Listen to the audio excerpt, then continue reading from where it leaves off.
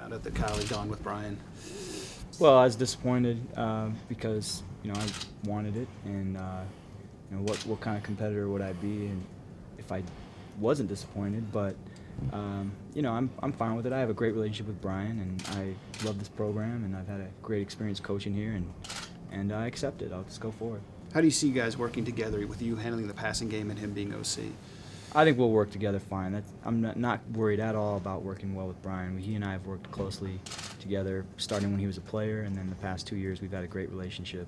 And there's really no issue at all between Brian and I. How does that process go from being frustrated to, okay, now back into it with the team? Oh, it's part of life, and our players deal with it all the time. They deal with disappointments. Everybody wants to be the starter at their position, and they don't get to be that guy. Or every receiver I coach wants the ball every play, and they can't have it. And it's just part of football. It's part of life, and you just go forward.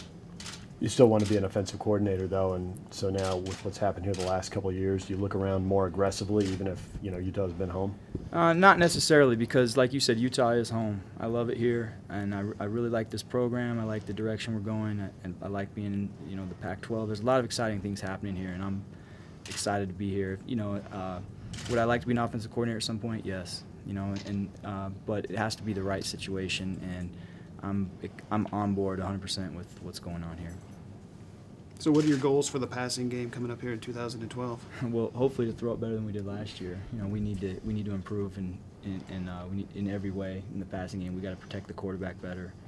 We need to be more efficient in terms of completing the ball, and need to be more explosive down the field, getting the ball to our playmakers. So we'll put together a good plan to do that. You're being very professional and very mature and under control here. But if you just want to turn around and kick one of those helmets or something, I think we'd all be okay with that. No, that's really not my personality anyway. I think most of the guys around here know that I keep a pretty even keel most of the time, and I think that's one of the strengths I've brought to the staff and as a coach and a recruiter, and I'll continue to do that. Everybody's looking at the inexperience of Brian, but this offensive coaching staff as a whole, it's a pretty inexperienced staff, young staff. Is that a plus or a minus for you guys? I don't think we're that inexperienced. I think there's some younger guys, but some really good coaches on the staff. I know Jay Hill did a great job on offense with us a couple years ago. Jay has a really good background in just football in general. Jay's a guy that can coach any position. And Tim Davis has great experience, and Dan Finn's a guy that we all know very well. He's a really good coach. So I don't think that's a big factor. I've heard a story. I wonder if you can confirm for me. You have relatives living like 3 doors away from your elite quarterback recruit in San Clemente. Is that true? No, not relatives. Yeah. No, that's not true.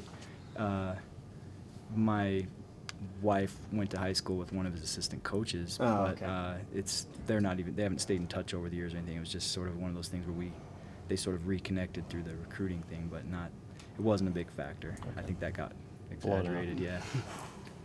Okay. Thank you, Coach. Uh-huh.